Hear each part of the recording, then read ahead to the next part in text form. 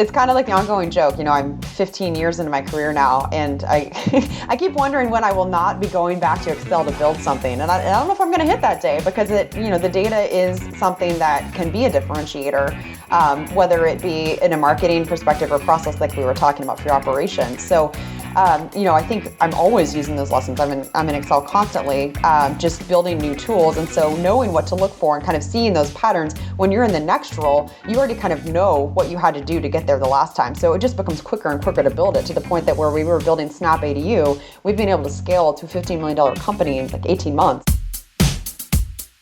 Welcome to How I Made It in Marketing from Marketing Sherpa. We scour pitches from hundreds of creative leaders and uncover specific examples, not just trending ideas or buzzword-laden schmaltz, real-world examples to help you transform yourself as a marketer. Now, here's your host, the Senior Director of Content and Marketing at Marketing Sherpa, Daniel Burstein, to tell you about today's guest. Focusing on the ideal customer. We all know we should do it as marketers, as business owners, but it's so difficult, right? Because why? Because it means we need to say no. We need to say no to someone. No, we don't want your business. No, we can't serve you. And I don't know, I guess it's just a human feeling or just a feeling of not wanting to turn away dollars, that it's hard. But our guest today is going to walk us through exactly how she did it, along with a lot more lessons from her career in marketing and business, winning on execution, promoting transparency to gain trust, being memorable and pithy. It's going to be a fun discussion. Joining me right now is Whitney Hill, the head of business development and operations at Snap ADU. Thanks for joining us, Whitney. Thanks for having me, Daniel. So Whitney, I'm just going through the LinkedIn real quick and I fire a bunch of things out to the audience. There's that BA in psychology from Yale. We got an MBA in management of technology and operations, entrepreneurship and innovation from the NYU Stern School of Business. Then on to sales internship at seamless.com, a senior practice area consultant for performance improvement at Bain & Company. There's a bunch of other roles I didn't even mention, but that brings us to today as a co-founder at Snap ADU. Whitney, tell us a bit about your current role. Sure. I should explain what ADU means. It stands for accessory dwelling unit, which is another residence on a property that already has a primary unit. And that's a huge area in California that they're exploring to help address the housing shortage. People are moving to intergenerational living setups, truly having a granny flat in their backyard to house family members, or others are looking to rent out another unit on their property for income and to get other people into the neighborhood. So our company, Snap ADU, focuses exclusively on designing and building accessory dwelling units in San Diego. And we're going to get to talking about that company and how Whitney and her co-founder made it. But first, I'm going to start earlier in her career. It's something that Whitney made that's going to sound probably like unexciting to the marketers listening, to the creative. I know I'm a creative, so this sounds unexciting, but these are the unexciting things that power our business and make them possible. So the first thing I want to talk about, what you made, Whitney, were homegrown Excel tools. Now, as a creative, that's not something that excites me, but what does excite me is what it enables a company to do, how it enables a creative vision. So take us back, Whitney, to, I think you were working on mainframes, working with paper tickets. What was going on? Why did you build these homegrown Excel tools? What can we learn from it? Sure. My first role out of college was at a warehouse, an industrial supply distributor. And we were at the time shipping as many packages as anyone in that area. QVC at the time was the closest competitor because this is pre-Amazon. So we were shipping 10,000 a day. And so to do that required an exacting level on productivity and quality reporting. The mainframe had a wealth of information that I realized very quickly if I could understand, I could improve how we were doing. So extracting that data and then making sense of it in Excel was something that I started doing early on. One of my more interesting roles was an overnight shift when we were actually moving a warehouse. We had to inventory all the material before it went over to the new location. So working overnights, we had a bunch of paper pick tickets, like you said, which means that folks were having their assignment printed out on paper where they would go then to that location in the warehouse and count the material, write it down manually, and then these would get entered into the mainframe by hand, keying those in. So at the time, we didn't have any understanding of what their speed was, what their quality was, who should be assigned where. And so I extracted the data so that we could put together some simple pivot tables and then read out into reports of what were the speeds of the various areas, because different kinds of material could be counted more quickly. So I learned early on that if you can master the data, you will have the most rich story in the room. You'll have the information at your fingertips to answer the whys behind the so whats that are getting asked in the room.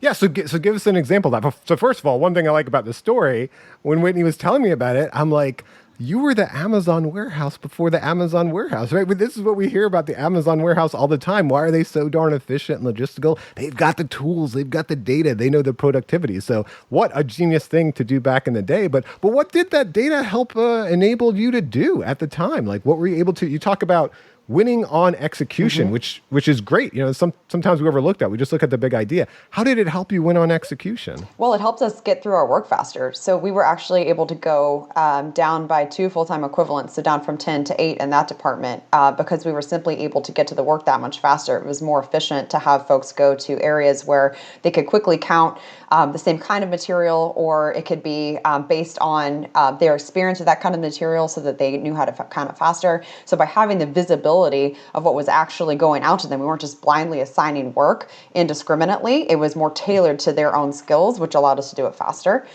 In other parts of that warehouse, we were also able to report in nearly real time on quality and productivity. So not having that information until the end of the month is not something that motivates an employee like it could if it were more real time, almost gamified feedback. So very early on, even before we had digital scanners, we were producing daily reports that showed what their productivity was, because then somebody's intrinsically motivated to get out there and beat their last day. I didn't even have to mention it. They already want to do that. So by giving them better data on their own performance, we were also able to unleash some folks' motivation. Yeah, well, one, when you say that, I think of Dale Carnegie's How to Win Friends and Influence People. And he talks about, I think it's a steel factory, where he just goes with a piece of chalk and he writes down, what the previous shift made, how much they made. And then the next shift goes in and sees that. I'm like, we could beat that. So, what a great way to gamify and motivate people. But the other thing I think of is, in the time we're in today, I just actually have an article. I don't know when this podcast is actually going to come out, but I have an article coming out tomorrow in Marketing Sherpa about how to attract and retain marketing talent, because what a tight labor market we're in. So what a brilliant idea. And, it's the things we need to work on now with all of our more tools we have available to us than you did back then. But making sure we're We're operating at optimal efficiency, because you were able to reduce headcount by 20%, at least the people focused on that, just by having better systems and processes in place. Yes, and I think having a case study in one part of your department or even your company can lead to a bigger change. So the tools that I was building in my one little department of one of the 5 branches, ultimately over the coming years became something that was built out in a more robust fashion so it could be rolled out to the rest of the company. And that's happened a few times, where if you can make the use case, just throwing together a quick prototype, you can get to actionable results that you can then iterate on. It doesn't have to be a perfect tool the first time around, but just getting into some of that information that can unlock that efficiency. Yeah, that idea of minimum viable product, yes. That's true internally as well. Were you able to use that later in your career, like in your current role? Some of the early lessons you had about process and systemization? And yes, it's kind of like the ongoing joke. I'm 15 years into my career now, and I I keep wondering when I will not be going back to Excel to build something. And I don't know if I'm going to hit that day, because the data is something that can be a differentiator, whether it be in a marketing perspective or process like we were talking about for your operation. So, I think I'm always using those lessons. I'm in Excel constantly, just building new tools. And so knowing what to look for and kind of seeing those patterns, when you're in the next role, you already kind of know what you had to do to get there the last time. So it just becomes quicker and quicker to build it, to the point that where we were building Snap ADU, we've been able to scale to a $15 million company in like 18 months because we already kind of knew what that path needed to look like.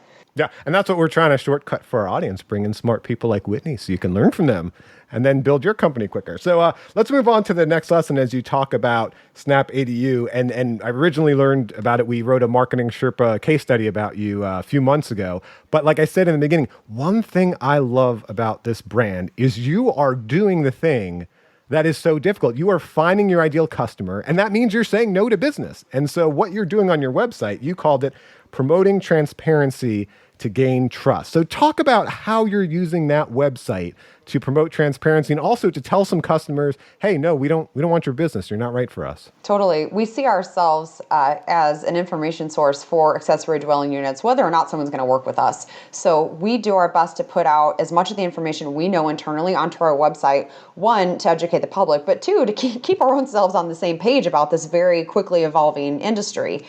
There was a lot of debate at the beginning, like how much should we reveal? We worked so hard to understand this. Do we really want to put out there in the public? But like you just said, it gains so much trust to share that information. And you're also starting to set the standard for the industry. Like the cost information that we put out there on our website is now something that if you search ADU build San Diego, it's going to be the first hit. And it's going to tell you exactly how much ADUs cost from our own website. So folks are able to get that information without having to go through hoops. I know it's so frustrating when I'm on a website looking for just general pricing information. I have to call them or something to get that. We didn't want that experience for our clients or potential clients. We wanted folks to be able to have that information readily at hand so they could reach out if they wanted to go further than that. So we wanted to make sure that folks knew what ballpark they would be in before they even wasted their time picking up the phone to talk to us. Yeah, so I want to ask you about that a bit because you're putting the price on the website. So many companies, I mean, not just in construction, so many companies in so many industries, you're trying to find out, a service company like that, a complex sale company, a B2B company, you're trying to find out what does this cost?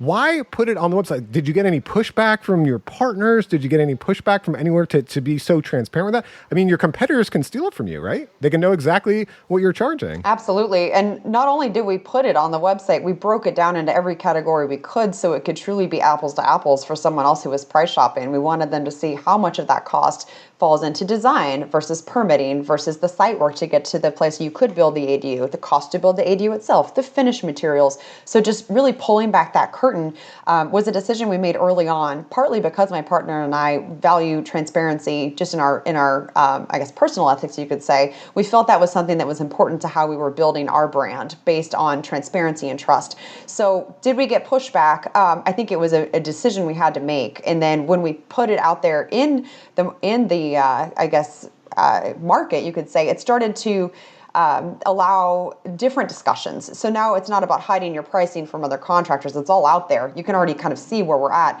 Then it's about how do we win on execution, back to what we already talked about. So it's something where we almost wanted to take that away as a factor of secrecy in the market. Why does it need to be that? We wanted people to be educated on it from day one. Yeah, it's funny why we talk about this. Trending in the news right now is hospitals legally have to transparently put their prices out there. And a lot of them are struggling with it. And what many have done too, and we marketers know this, but there's an article in the Wall Street Journal, they put on no follow or no tracking links on their websites where they put up the pricing so Google wouldn't index it. Sorry, no index. So Google wouldn't index it. So legally, they complied with having the price up there, but no one can actually find the prices because they're no index. That's how scared they are about putting the prices out there. Well, let me ask you, we did a case study many years ago with Marcus Sheridan, who's now known as the Sales Line. He's a big speaker about inbound marketing and sales. And he talked about his company, River Pool and Spas, and how he put out the pricing for pools. He also put out a lot of content. And their end result was that, he used to send out a sales rep and he'd win maybe about a third of the business. Because, most people, if they're going to get a pool, they're going to pick 3 different companies. They're going to pick, 3 different, people come out. And then it shot to like 90% because he put out the pricing information, all the information about the pools, lots of helpful content. So by the time that people were contacting him, they already pretty much sold themselves. They weren't having it sold. So how did you know? I don't know your sales process. I assume you have to send out, a sales rep or consultant in some way to the actual home and location. Like, has that transparency helped in your conversion rate when you send someone out? It's so funny. We actually don't send someone out. We were founded during COVID. In fact, I met my partner the day before the shutdown in California. And so it was a unique time where folks were more open to doing remote. They didn't necessarily want us on site even. And with advancements in satellite imagery and mapping and access to public databases with information on parcels and zoning, we've been able to have a much better view of the property by never leaving our desk than we would have been walking onto the property, 18 months ago. So we do actually all of our proposals remotely. The first time anyone from our company sets foot on the property is when we're doing the pre-construction meeting to mobilize. So we do send out other companies to do things like mapping out the utilities, but as much as we can, we try to stay off the road because that means that we're able to stay at our desk and be more productive. So as far as making that shift, we've just been very clear about that from the beginning too. Don't expect someone to come out there for a site visit. It's just not part of the process because we get a better picture from doing it digitally. And these are, just so we're clear with the audience, these are 200,000 and up we're talking? Absolutely. Right, Yeah. roughly? Yep. It's between 500 and 1,200 square foot residences of, that's a small house. So it's a big project. Well, that blows my mind that you're closing that deal without ever having even met the people in person. You're closing it entirely online or virtually. That's exactly it. And, you asked earlier, Daniel, what was it like turning away that business? And that was part of the learning process too. The first 6 months, 6 to 12 months, we were looking at all different kinds of accessory dwelling units. You can have a detached house, like I mentioned. You can also convert your garage. You can add on to your existing home. There are different ways of doing it. And in the beginning, we were quoting absolutely everything that walked in the door. And our sales rep was going out to take a look at the property, walk through, and trying to fit a square peg into a round hole. And we finally decided, let's start stripping away the stuff that is time consuming to bid, that we can't consistently quote for the client, that we can't give a reliable cost out of the gate on. So over time, we honed our focus to solely building detached accessory dwelling units. Why? They're new construction, which means it's much more predictable. So then we're really just having to pin down the site variables for that client. And like I mentioned, with the utility mapping that we're able to do, the other remote assessments of topography and the grading lines, we're able to nail that part with a reasonable degree of accuracy as well. So by honing our focus on this very narrow set of accessory dwelling units, we're able to serve that user much better. And so we're able to be very competitive for those kinds of units. That's pretty impressive because I'd imagine in building an accessory dwelling unit, like you said, it's basically a house. Your company has the same skills as a general contractor, can bid all types of businesses. So that's a great lesson of how you helped even narrow it down into ADUs. But in the early days, how did you kind of make sure there was going to be enough demand for having such a focused product? And also just in one market, right? You're only operating in San Diego, right? Correct. Yep. We're in greater San Diego. And we did actually start in North County, San Diego, and have now, spread geographically a bit. But how did we, make sure that we had enough volume? That's been a constant dance, is deciding how many people do we need to have on staff versus as contractors, and what do we need to do to ensure we have enough leads coming in the door to fill up that pipeline. So there have been times where it's been mismatched, especially back at the beginning when the numbers were very small, and it's much harder to kind of match the supply and demand on that. Now, we're consistently getting between 6 and 10 leads a day. So we're at such a rate that we can have our 2 salespeople and a support person, manning that every single day. We can have a staff of 15 that are doing everything from design to regulatory and permitting, project management, and even some field workers. So we now are to a sufficient size where it's actually easier to manage that. So pushing through from, call it like 5 or 6 employees to where we're at now with 15, that was much harder than it is now doing a much bigger volume, because now we have enough people staffed that there are people to backfill for each other. We can kind of smooth out when there are lulls in work. Like, it's not such a huge swing. It's maybe 20% instead of 50%. So it's now at a point where we're big enough that the ebbs and flows are less difficult to work through. Okay, and you talk about 6 to 10 leads a day. 75% of that is coming in through organic search. So what's pulling them in? Is it the pricing and the floor plans, or do you have something else that's pulling them in? Our top page, performance-wise, is the plans page. So folks search for accessory dwelling unit floor plans, and we are one of the top hits. We also have specialized pages for all the jurisdictions that we serve. So we show that not only as our service area, but if someone's searching for ADU regulations, Del Mar, we will come up in the top 3 results, usually just right after the government entity themselves. Yeah, well, that's a great example of finding that niche within a larger market and really trying to serve it, doing everything you can, even putting the pricing out there to serve it. I love that.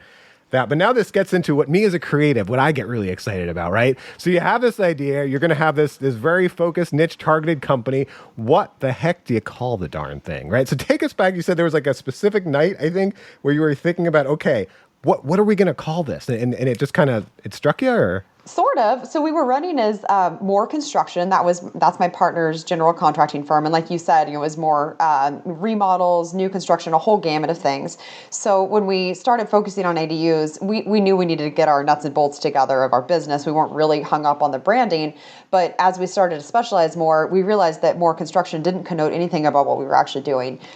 So one night when I was feeling creative, started putting together a list of different names, and at the top of that list was Snap ADU. Reason being, it connotes something about what we wanted to be doing, making it a snap to build a granny flat, making it easy. It also gives reference to how some of the plans that we put out there are sort of snapping different elements into place. You can add a module onto the plan, and it's simpler to do that versus starting from scratch. So we wanted something that was memorable, but as I look back at that list and that email I sent my partner that night, there were some terrible examples. I'm glad we didn't go with, made up names that you wouldn't even be able to pronounce, that were too creative and like just too niche, I guess you could say. So looking at that list now, like Snap was clearly the best option on there. I think the second best was Boom ADU.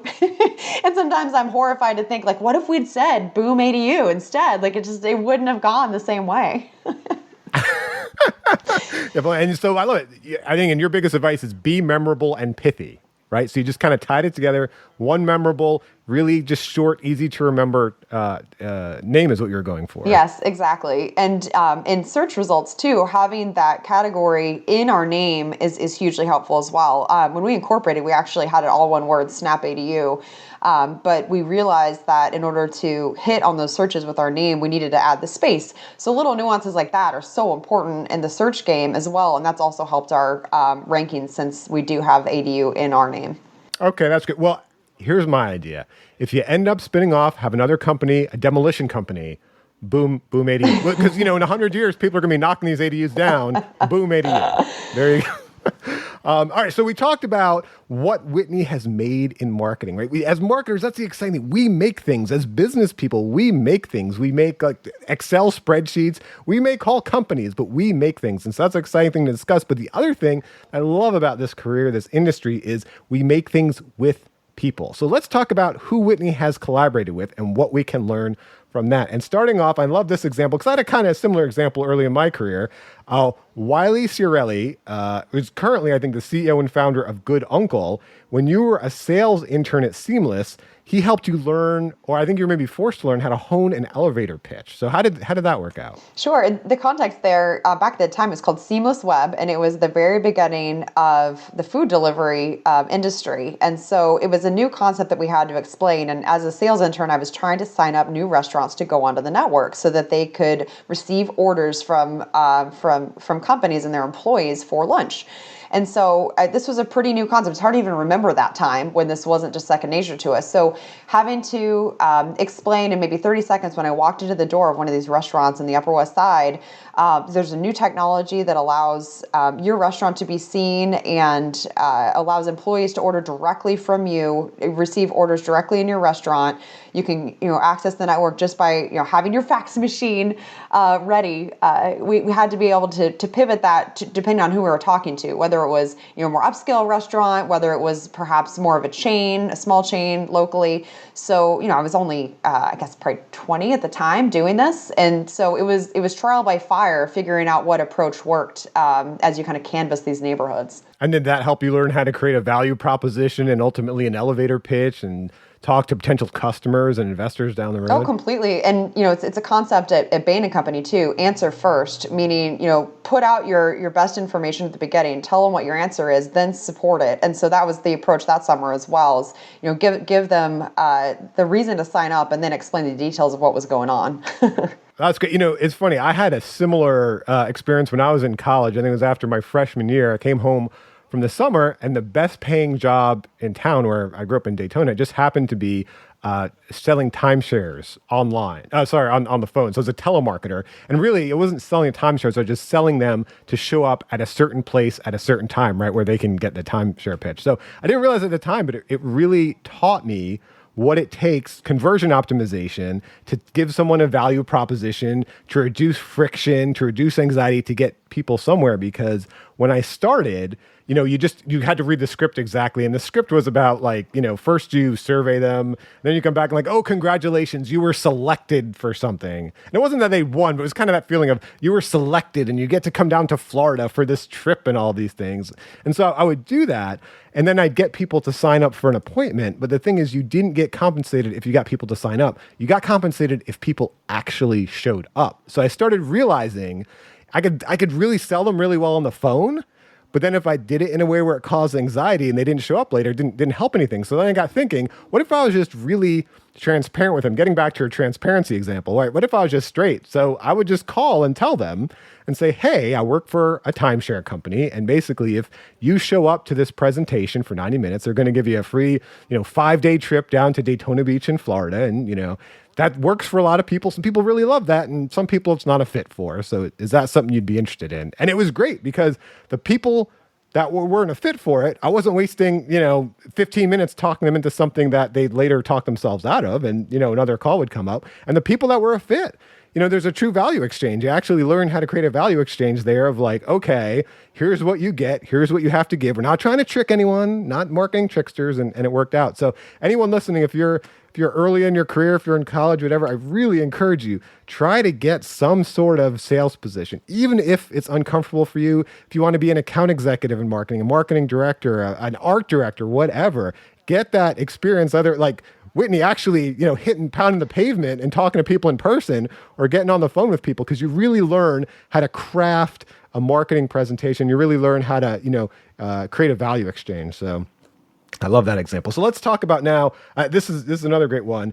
Andrew Benoit, founder and CEO of Zone Jump. And if I mispronounce any of these names, Whitney, please correct me. But I love this. When you were at McMaster Carr, we talked about earlier, he asked you what you wanted to be remembered for after you left. And that's such an interesting question to me, because usually managers are focused on when you're there, right there at the moment. So how did that play out, and what did that strike in you at the time? Yes, Andrew very early set the horizon. I call it more of a 5-year time frame than a 5-month time frame. But like you said, they're usually focused on the here and now. But in putting my focus out, the rest of it kind of fell into place, because in order to think like that, I had to be doing a good job at the time. So what did it unlock for me?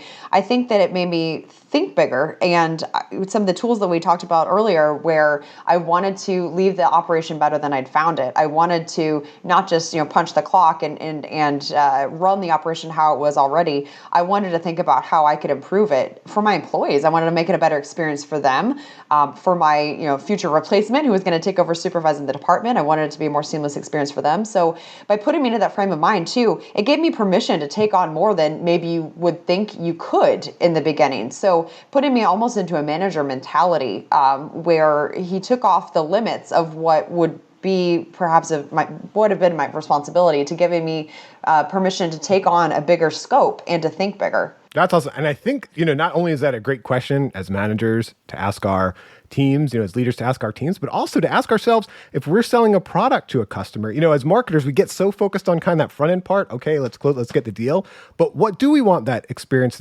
what that legacy to be with our brand, 3 months, 5 years after they purchase a Snap ADU, what do we want that experience to be? Do we want someone to come in, look at this thing, say, this is amazing, where did you get it? And boom, there's our word of mouth, there's our, brand loyalty. Or do you just want to focus on getting each conversion and moving on and forgetting about your customer? So again, great example of focusing on a bigger legacy than the here and now, which is so hard to get past sometimes when everything is coming at us pretty quick. Yes, and I think that I'm running Snap ADU and have my own team of all these folks, I think having some kind of a shared vision of that is also very important in an entrepreneurial environment, because now as we're all talking about, well, what do we want Snap ADU to be known for? You're putting something out there that's far loftier than what you can achieve today.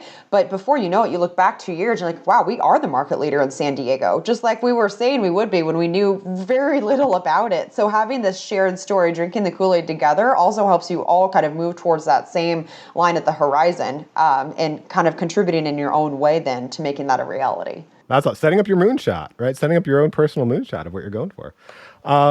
Next, let's talk about Paul. Is it Paul Chahaki? Paul Chahaki. Paul Chahaki. I butchered that. Paul Chahaki, currently the EVP and Chief Commercial Officer at BJ's Wholesale Club. And he really showed you how to manage a team that's focused on data. Like, what did he teach you? And, because a lot of times when we're managing these teams where, they have a very specific specialty with data, tech, creativity, we need to kind of get some buy-in with that team that we know what the heck we're talking about, right? Because they can very quickly sniff out someone who doesn't know what they're talking about. So how did he do that with your team? And I think it was when you were at Bain. That's right. And Paul had worked at Bain for the majority of his career, which meant he had started out doing the more analytical tasks. And like I said earlier, that never left for him either.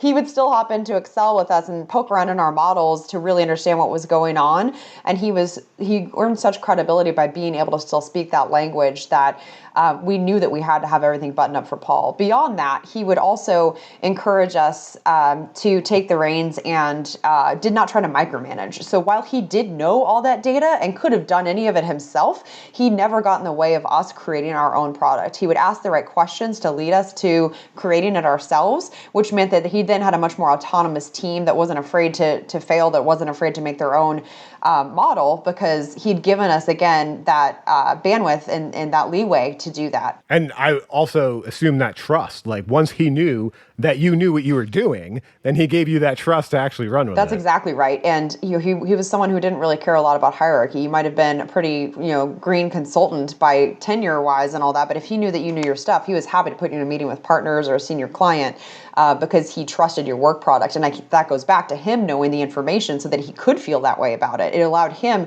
to perhaps make some counterintuitive moves based on traditional measures like tenure and that sort of thing, because he could trust it, because he did the pressure testing that he needed to feel good about your work product. Yeah, it reminds me, the opposite of that reminds me of the cartoon Dilbert, where the tech leads are always working with their boss, and they always see he has no idea what he's talking about. And it's the worst feeling. And of course. Right, you have no faith, you don't want to do any good work because you're like, oh my gosh, who is this guy? So, all right, lastly, Mike Moore, the co-founder and head of production at Snap ADU, your current partner. You're talking about, and I love this too, understanding when something is going on with an employee or a partner, maybe even a customer, that's not necessarily a personality flaw. You really got to dig underneath to see what's going on with that behavior. And can you give us an example how this has helped you? Sure. So Mike and I, as co-founders, have very different backgrounds. So I came from corporate America. Mike came from the construction industry. He was basically born and raised in it.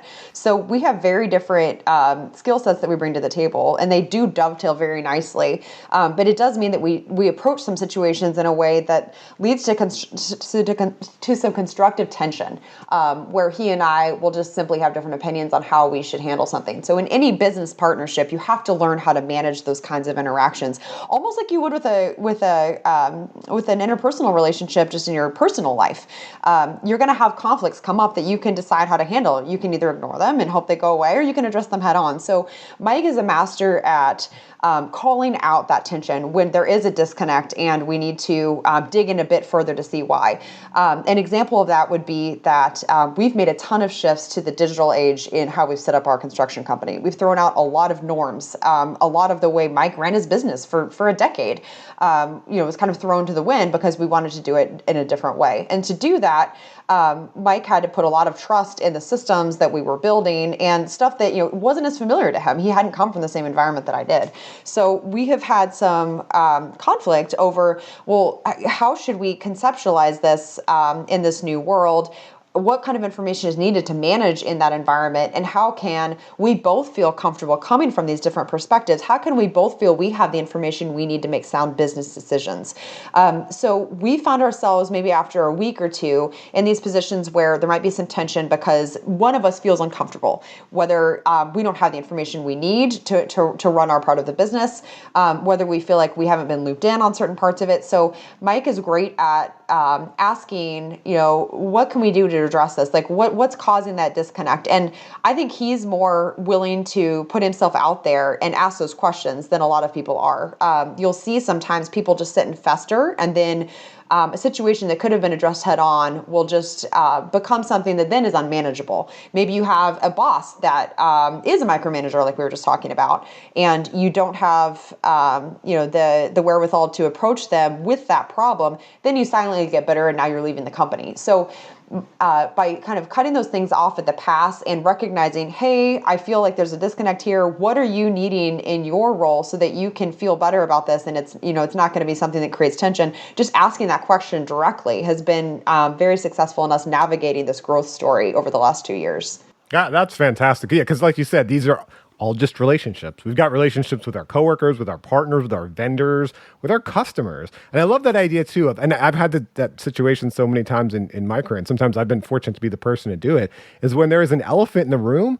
It's just it's hanging heavy in the air, and when someone could just come out and say it and address it directly, it changes the tenor of the conversation. It changes the entire team. It's such a great feeling. So I encourage everyone listening today, if you only get one lesson from this podcast, you turn it off, you walk back into your office. When there's that moment of tension, when you can feel it with someone, just address it directly. So anyway, Whitney, oh my gosh, thank you so much. We've gone through your entire career. We've gone through the people you've worked with. I hope it was really, really helpful to the audience. Is there any parting words, any words of motivation, inspiration, thank yous, whatever you want to give to the audience of marketers and entrepreneurs listening today? I think I'll go with a quote that I enjoy. You know what to do. I think so often we sit and wonder, like, what's the perfect path? What's the way that we can get there best, fastest, all that sort of thing. And you know what to do. At your core, you have to make a call, make a decision, and go one direction and go all in on it. Because at the end of the day, it is about execution. There is no perfect idea. So getting started and just going forward on one path, you know what to do. You know what that path is. Go for it. Awesome. Well, thank you so much, Whitney. It's been a lot of fun. Thanks, Daniel. Likewise. Thank you for joining us for How I Made It in Marketing with Daniel Burstein. Now that you've gotten inspiration for transforming yourself as a marketer, get some ideas for your next marketing campaign from Marketing Sherpa's extensive library of free case studies at marketingsherpa.com. That's marketing, SHERPA.com.